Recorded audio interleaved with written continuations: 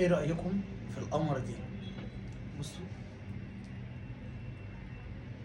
باروكة اتش دي بتبان بالظبط، هي فروة راسك انت. هتقدري تلبسيها وتحضري كل مناسباتك من غير ما تتأخري ولا ثانية، لأن أي فورمة بتعمليها في الويب بتاعتك بتفضل ثابتة فيها. وكمان تقدري اللي انت تصبغيها، تقدري اللي انت تستشوريها، وتقدري اللي انت تعمليها فيها أي فورمة انت كان نفسك تعمليها. والباروكة هنا بتبان بالظبط، هي فروة راسك. فمش هتحسي انك انت في تغيير، مش هتحسي ان انت لابسه باروكة، هتحسي ان هي شعرك انت. ففي الحالة دي بنقول باروكتك هي شعرك.